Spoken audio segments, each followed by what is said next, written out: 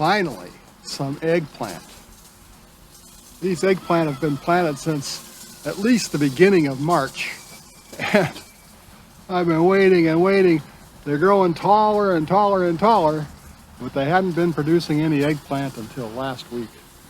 So I'm really happy to see these. In fact, it looks like we're almost ready for a meal. Now I have two eggplants planted. This is one we're looking at here, and it's taller than I am, so I'm 6 feet tall, and no eggplant until last week. And the other eggplant's about the same height. It's got one eggplant on it, but I've never had eggplant grow this tall without putting out eggplant before, so I'm pretty happy to see those that fruit show up. The pink-eyed purple hull peas on this trellis over here are still producing, but not as many. Not as many. I still can get a handful of pods every day, and I do come out and pick them every day. Keep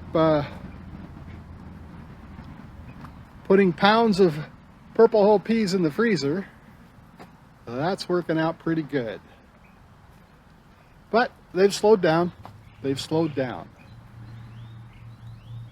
But the purple hull peas that I planted 6 weeks ago, wow, they're just getting ready to start. Let's take a look at those. And here they are. I have 3 raised beds planted with pink-eyed purple hull peas. These were planted around the 1st of June. So today is, I think it's like the 12th of July. And they are starting to put on pods. So it won't be long till we're harvesting off of these beds. Lots of pods coming on, lots of flowers, lots of healthy growth. I probably will have a hard time coming between the raised beds here in another couple of weeks, because they'll grow up and I'll have to make a path. Right, Comet? I have to make a path through there. Anyway, here's a lizard here. How are you doing this morning, lizard? Anyway, the peas are looking great. Real happy to see that. And here are the zipper cream peas. They've really picked up the pace here lately as well. So harvesting these every day along with the purple hulls. Real happy with how they're turning out as well. They're not quite as productive as the pink-eyed purple hulls, but it's a different kind of pea, and I'm certainly looking forward to trying these out. Tropical storm Beryl passed by us last week. It really didn't affect us here at Deep South Texas at all, although they were saying it would, but nothing came our way. But it did cool the temperatures down a little bit, getting that rain, and we've been having rain ever since, and the peppers are picking up steam because of that, so that's kind of nice. They're not going to get big, you know, they'll just be small peppers, but I can certainly use those to flavor up my pink-eyed purple hull peas. So maybe here's like a bunch of jalapenos, and I don't know, maybe make a jar or two of pickled jalapenos, because they're going to be quite nice. Small but nice. And we have a yellow bell coming on here, so It hasn't gotten that much cooler here, maybe about 5 degrees during both the day and the night, but that seems to be enough to kick the garden back into gear. Here's a big Jim pepper plant over here. The pink-eyed purple hull vines are pulling the cage over. But again, it started putting on peppers again too, so that's pretty nice. I'm really happy with that. And pineapple plant, it's looking better as well. So, you know, a little bit of cooler weather, not a lot cooler. Like I say, about 5 degrees makes a huge, huge difference in the garden.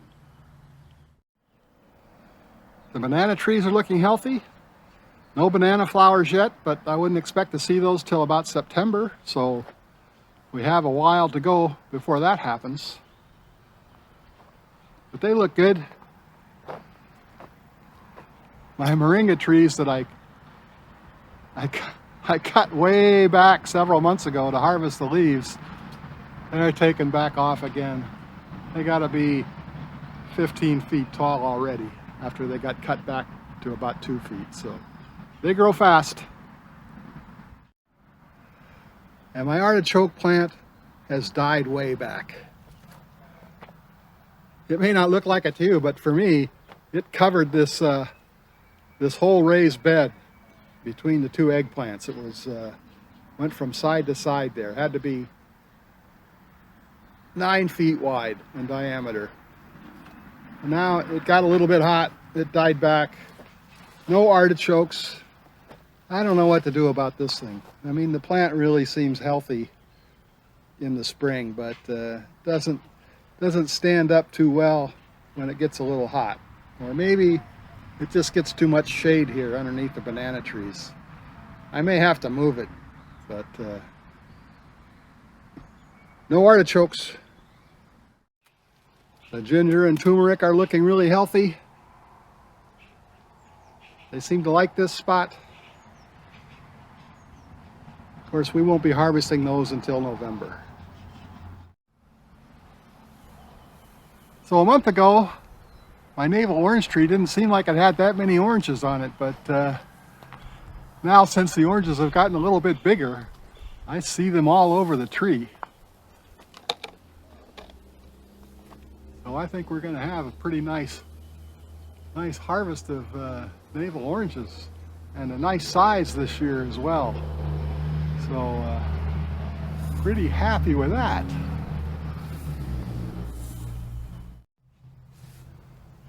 And the Meyer lemon tree is doing pretty well also. Lots of lemons. It's put on some more flowers here with this rainy weather we've been having lately. So no problems with lemons this year. It's going to be fine.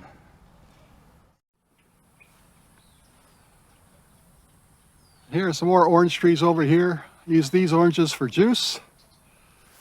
They're not quite as far along as the Naval oranges are yet, but there's a lot of them in there, and probably as they get bigger they'll show up a little bit better. So that's going to be nice. I think what we got 1, 2, 3 orange trees here, then a grapefruit tree here, which I can't really eat the grapefruits anymore, but it usually gets loaded up as well. So we have 6 new chicks. We've had now for about 3 months, and they're not really looking little anymore. They're starting to look pretty big.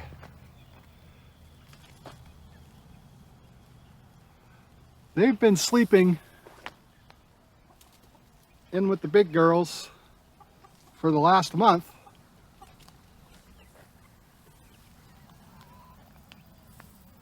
Which is kind of nice. This has been the easiest transition of chicks to the main coop that we've had. So I don't see any fighting going on between the older hens and these chicks. It's really been nice. So they go into the big coop at night, with the older hens. They get up on the roosts. They don't get asleep in the nest boxes like we've had that happen a lot in the past. But so they're not messing up the nest boxes. They're sleeping on the roosts. I'm really happy with the way this is turning out. Still probably a few more months before we start seeing any eggs out of them. But lucky enough, they all seem to be hens now.